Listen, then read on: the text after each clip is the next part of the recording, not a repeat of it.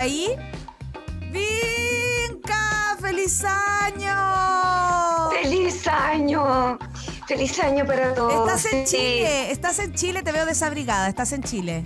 Sí, llegué hace poquitos días batallando la tormenta ártica. Me pospusieron el vuelo varias veces, pero lo logré. Sí, vi tu historia y me alegro que estén bien, sanos y salvos, lo más importante. Ahora vienes a la tormenta de calor, porque francamente aquí es... Sí, está irrespirable. Pero bueno, de una tormenta a otra, porque Vinca no sabe de otras cosas que no sea de tormentas. Vamos a hablar de otra tormenta y bastante preocupante.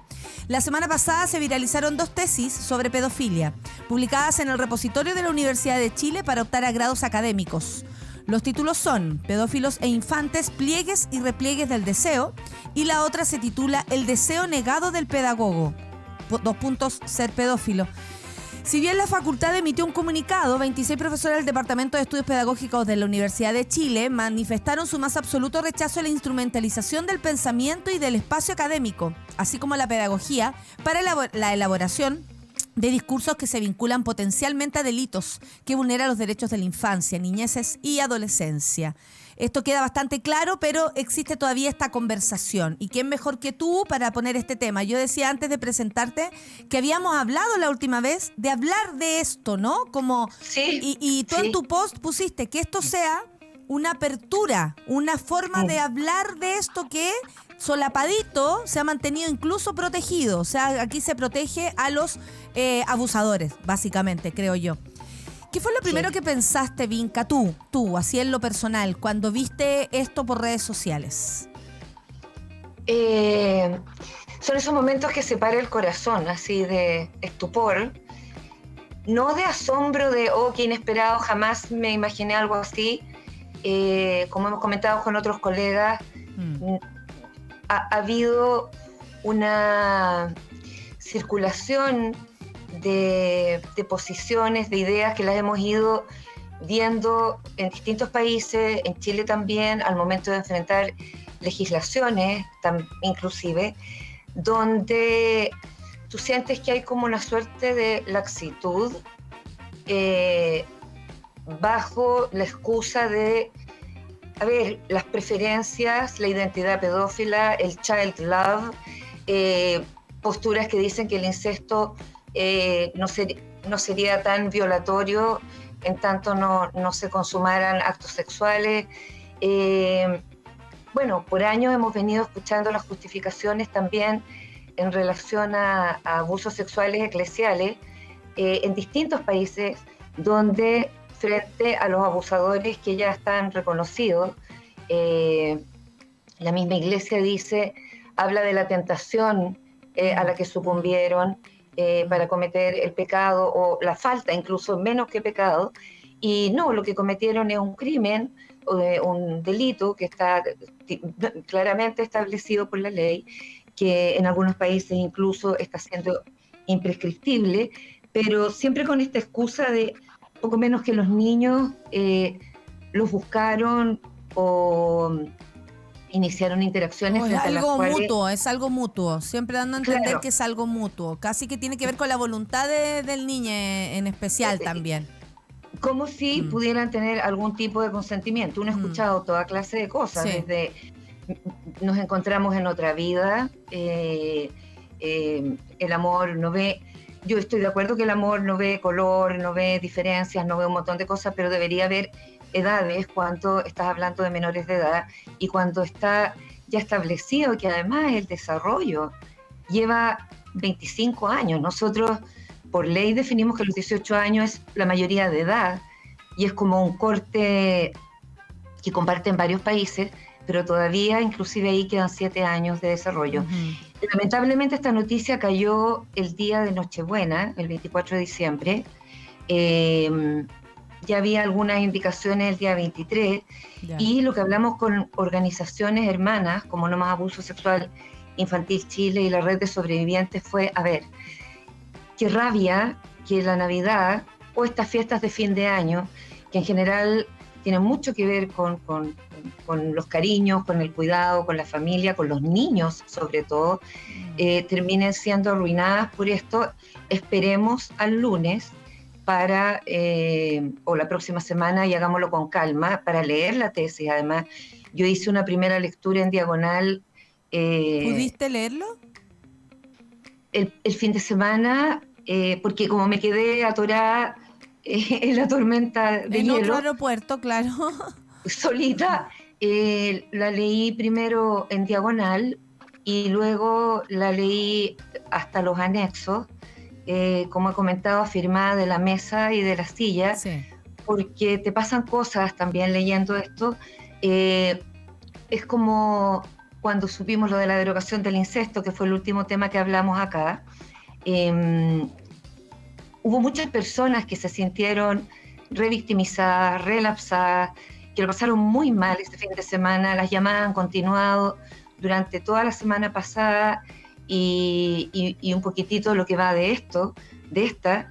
Y entonces hay una irradiación social que va por primero el lado del shock, luego por el lado de las víctimas que han vivido este tipo de situaciones y que ven que hay una tesis que en el solo título, sí. A ver, yo no estoy por quedarme solo con los títulos, pero en el solo título y la dedicatoria te deja con escalofrío, o sea, porque es muy clara la intencionalidad. A ver, no es vamos a hacer un estudio de la pedofilia para entender sus causas o cómo se origina o cómo se sostiene o cómo hacemos para prevenir mejor o que si hay tratamientos que funcionan o no, todo en el ámbito como de dirigirse hacia la protección u otras miradas. Aquí hay un documento que hasta la última página, que en otras publicaciones en revistas, te deja súper claro una relativización del tema, incluso lo ensalza, incluso habla del pedófilo como un revolucionario, sí. Que rescataría el cuerpo infantil subyugado, habla de algunos temas relativos a la infancia y el adultocentrismo y la subalternidad de la infancia, pero nunca habla de la simetría de poder, perdón. Sí. De estos abusos, o sea, el abuso sexual, las violencias sexuales. Tiene que ver con el abuso de poder y la edad es un ingrediente para aquello, y sobre todo si es tu padre, tu tío, tu tía, tú también lo vamos a plantear desde todo punto de vista, porque sobrevivientes de abuso hay de todo. Te iba a preguntar algo que a mí me tiene loca la cabeza, porque también le he preguntado a otras personas. ¿Qué pasa con la academia respecto a esto? Porque la academia, si bien muchos han respondido, no estamos de acuerdo, no es para eso, las tesis, hay mucha gente que ha hecho humor respecto a los títulos de tesis, no me parece que sea un tema para hacerlo superficial, al contrario, es mucho más profundo que los títulos de tesis que a ustedes les gusten o no. Pero ¿qué pasa con la academia? ¿Qué responsabilidad, según tú, que yo sé cuál es tu opinión, pero quiero que lo digamos acá, porque básicamente uno dice, desde la universidad salen todos los pensamientos universales, o sea, de todo. Exacto. Desde la academia incluso se han defendido diciendo, no podemos negar o frenar ciertos pensamientos, pero ¿cuál es el límite? Uno también se pregunta ahí. Por otro lado, dicen, una profesora revisa 28.000 tesis, no lee todo, es imposible. Pero cuando vemos esto, es bastante, o sea, ojalá sea posible que sí la leas para que no llegue a su fin, o por último hablar con el alumno y preguntarle, ¿qué sucede? Aquí hay algo que está pasando y me preocupas. Como yo, ente, no sé, universitario, que sostengo a mis universitarios, ¿no? Que creen en mí, que se apoyan en mí para hacer su tesis. O sea, ¿qué más puedo hacer yo también para colaborar en esto? Entonces, ¿qué rol cumple la academia si no es, por ejemplo, como defienden algunos, universal? Aquí se hablan todos los temas, no podemos frenar temas de investigación. Y aquí tú lo dijiste, no son temas de investigación, no se dice, oye, esto es para solucionar tal o cual cosa. Esto es como una alegoría casi a la pedofilia. Sí. ¿Qué se hace? ¿Cuál es esa pugna? Está bien fuerte, encuentro yo. La academia se defiende. La academia se defiende, incluso es más, yo he visto con desasosiego y pena a personas que no directamente trabajan en trauma sexual o por abuso sexual infantil, pero que sí han estado vinculados a temas de avanzar los derechos humanos de niños, niñas y adolescentes, de reforzar los marcos legales que los protegen. No es antojadizo que exista una convención internacional que protege los derechos de los niños. Son marcos legales, no solo locales, son internacionales, diciendo es que la libertad académica. Exacto. A ver, la libertad, a mí me encantaría que hubieran inventado otra palabra, siempre lo digo que fuera al tiro libertad, responsabilidad, pero tendría como 200 sílabas y sería muy difícil, pero la libertad va aparejada de responsabilidad. La ética del cuidado, por ejemplo, se define en un sinónimo como una ética de responsabilidad también, y tú lo ves incluso en la información. Se habla del derecho, del acceso a la información, de la libertad de informar, de no a la censura, pero dentro de ciertos límites. Por ejemplo, en las noticias, cuando se informan casos de abuso sexual infantil, hay un límite que dice que no puedes revelar la identidad de las víctimas, ¿ya? Especialmente cuando son menores de edad. La libertad académica también debería ser exigible y se esperaría que tuviera límites que tienen que ver con marcos de derecho, que tienen que ver con el imperativo de cuidado humano, que tienen que ver con entender su responsabilidad sobre el impacto social que tienen sus acciones y sus estudios y sus dichos. Lo que dicen y hacen no pasa colado, entre comillas, tiene una repercusión en la población. Lo que hablábamos de la derogación del incesto. Cuando tú escuchas en una sociedad, una ley propone derogar el incesto, ¿qué escuchas? Cuando ves una tesis que dice pedófilos infantes, pliegues y repliegues del deseo, ¿qué escuchan los otros? ¿Cómo nadie se preguntó eso? Y aquí hay varios niveles de responsabilidad que yo creo, a ver, yo veo dos cosas. Veo por una parte que hay un autoexamen desgarrador que hay que hacer en relación a responsabilidades de varios niveles, individuales, de los docentes, institucionales, de esta universidad en particular, que me da una pena enorme porque es mi alma mater, y de todas las universidades en general, una responsabilidad que tiene que ver con la Autoridad Máxima de Educación en Chile también, y una responsabilidad que tiene que ver como sociedad en la respuesta que damos frente a esto. Yo les agradezco a ustedes que hayamos esperado una semana para hablar con calma y no en el tráfago de la semana pasada. Mucha gente estaba en shock, mucha gente furiosa, muchas víctimas relapsadas. Incluso uno escuchó excusas como es que hay una campaña como llena de encono de ciertos sectores políticos de la derecha de buscar la quinta y décima pata al gato a la Universidad de Chile por tal y tales motivos. Yo, como le comenté a una colega, le dije, mira, podría haber sido el peor personaje o podría haber sido la reencarnación de mis abuelos que yo los adoraba.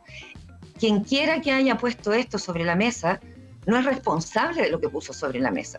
Y esa tesis y la otra, u otros documentos que pueden andar circulando, que no los conocemos todos, efectivamente, no se están leyendo todo el rato, hablan de todas estas responsabilidades, pero hablan también de algo que me parece importante detenerse a pensar. Cuando se hace una tesis, tú lo discutes con tu profesor guía. Eso pasa por otras instancias. Hay un testigo de fe. Hay varios niveles donde alguien pudo haber presentado la objeción en relación al marco legal que estabas básicamente transgrediendo. Proponiendo en el subtexto transgredir y violar y pasártelo por alto completamente. Y también de lo que esto podía tener como impacto hacia afuera. Como, a ver, ¿qué dice la universidad? Yo también pensaba, poniéndome en el lugar de las profesoras, a ver, hemos crecido como sociedad en los últimos 20 años en estas causas. Todavía quedan muchas cosas. Existen protocolos de prevención de acoso sexual en la educación superior no hace tanto, de manera legal. Sí. Todavía quedan muchas cosas que afinar. Pero tú dices, en ninguna parte surgió un pero en base a los derechos de los niños, la responsabilidad de la universidad, del cuidado social de toda la sociedad y particularmente de los más vulnerables, como niños, niñas y adolescentes. Hay derechos humanos ahí indiscutibles, inalienables, etcétera. Y por otra parte, igual yo pensaba, decía, ok, si alguna de las profesoras o profesores hubiese dicho no, te prometo que vi pasar por mi cabeza así las funas y las acciones de cancelación en Facebook, en redes sociales. Precisamente por negar la posibilidad de hablar de esto, algo así. Claro, como la profesora me discrimina o las profesoras están reprimiendo el pensamiento. Y yo creo que, a ver, el aliento al pensamiento, el avance de la humanidad que ha sido sobre la base de pensamientos, ideas, acciones que van haciéndonos crecer y evolucionar, sería discutible en algunas materias, pero en general es hacia allá el movimiento.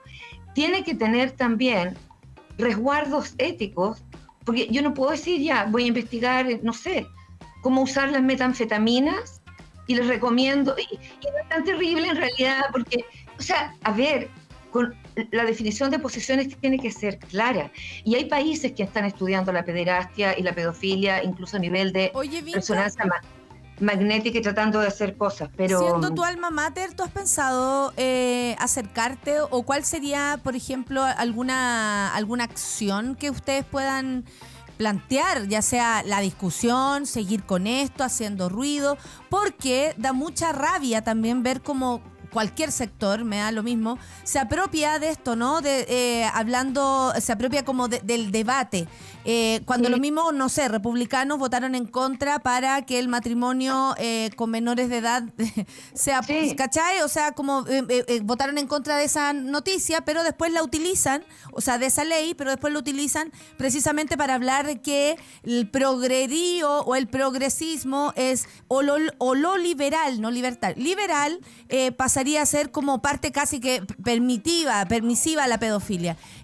Da mucha rabia que se apropien, ¿no? Como que manoseen este tema siendo tan peligroso para todos y poniendo en riesgo a las niñas que nos rodean.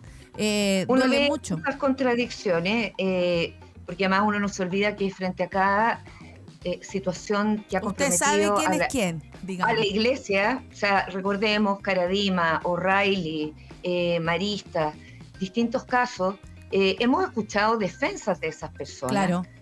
Hoy en día hay otras denuncias también, sigue develándose, y entonces el doble estándar ahí preocupa, y el doble estándar también desde lo que yo te decía, quienes se han quedado detenidos en el argumento de la libertad académica o de la libertad de pensamiento, sin tomar en cuenta el cuidado. Lo que tú dices es central, desde el cuidado, desde lo que falta por aprender y cambiar en criterios de hacer las cosas, porque es más, no solo la tesis esta surge por generación espontánea y se saltan en instancias donde se pudo haber presentado un pero o velar por los resguardos éticos de los derechos de los niños, el flanco de riesgo que se abre para el abuso sexual infantil en una tesis de estas características, como casi, ¿no? Y mientras una sociedad lleva luchando años para convertir el abuso sexual infantil en imprescriptible, por ejemplo, ¿qué dice todo esto? Pero esa tesis no surge de la nada. Y esa es una pregunta importante a hacerse.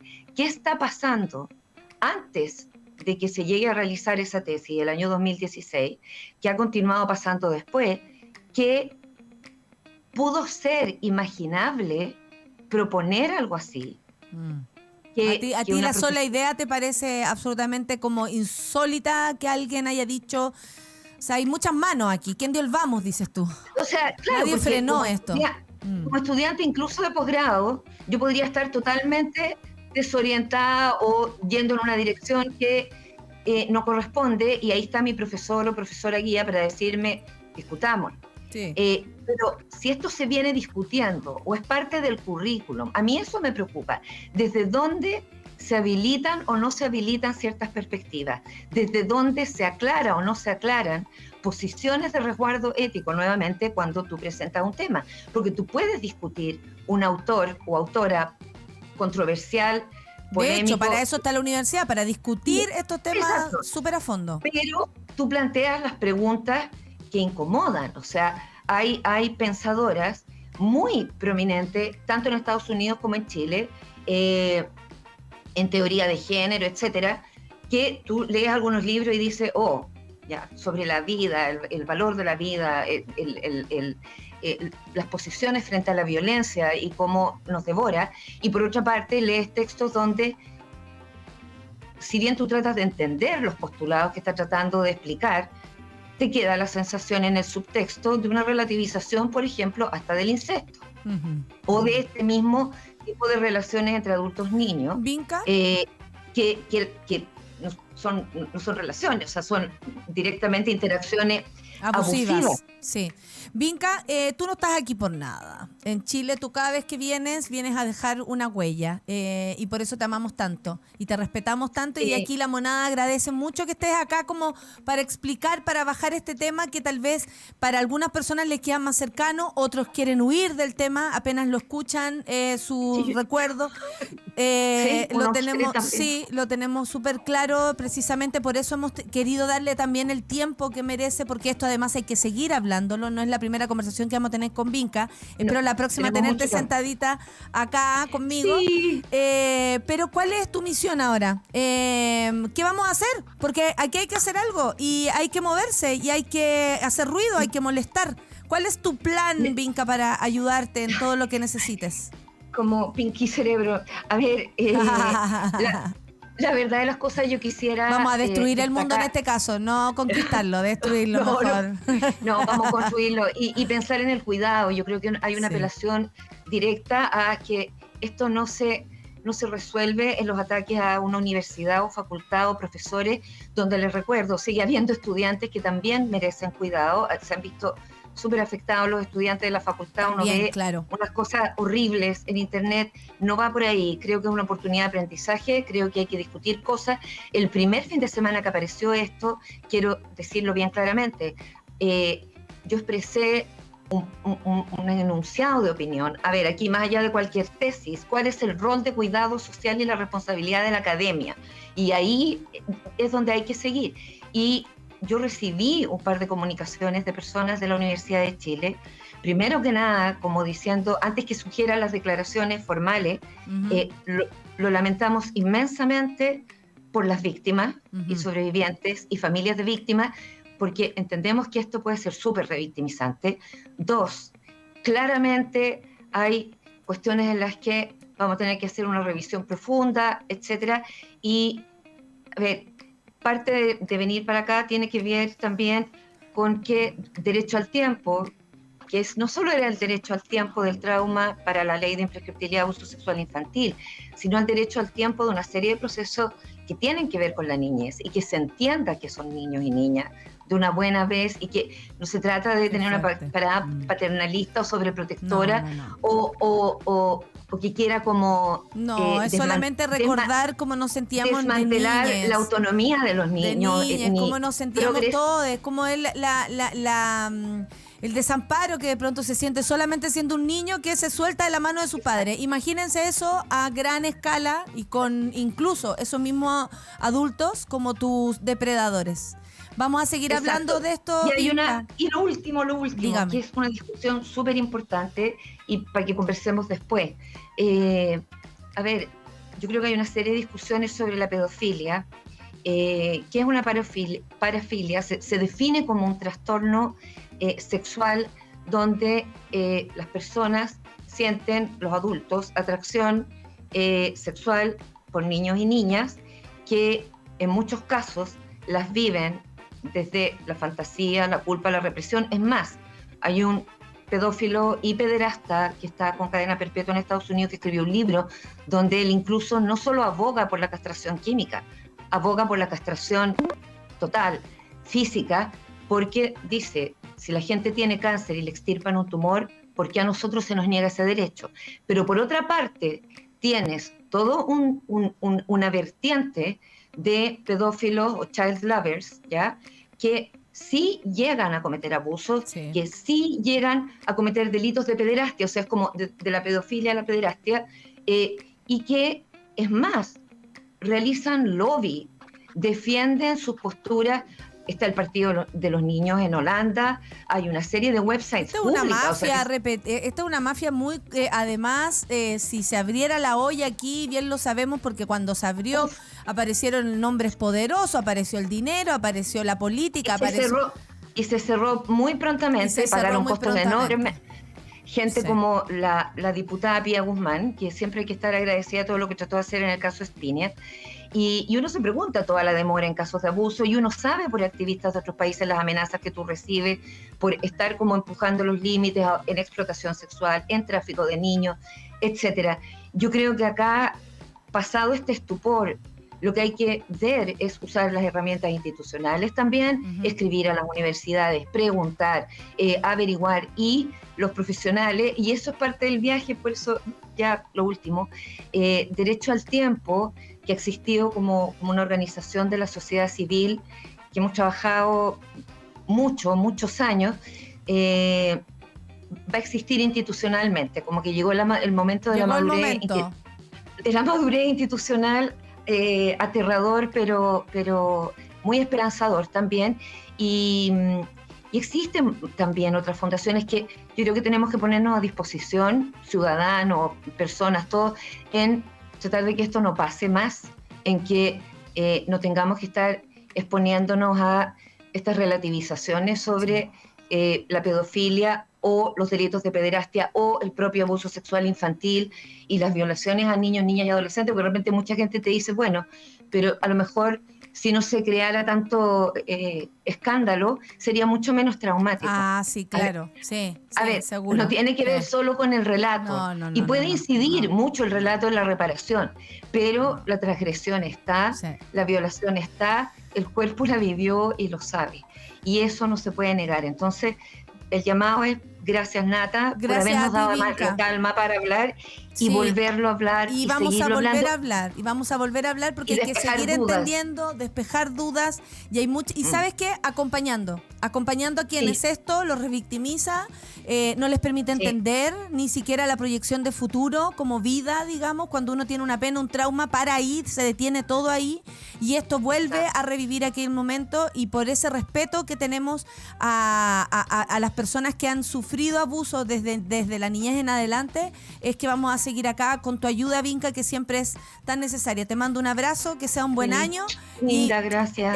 Aquí está el Café con Nata, siempre para ti. Un abrazo. Seguimos muy bien. con esto. Las adoro. Chao. Gracias, Nata. Gracias, Claudia. Nos pasamos en la hora, pero nos vamos directo a la pausa, porque ya viene Fran Torres aquí en el Café con Nata de Sube la Radio. Una pausa y ya regresamos en Café con Nata.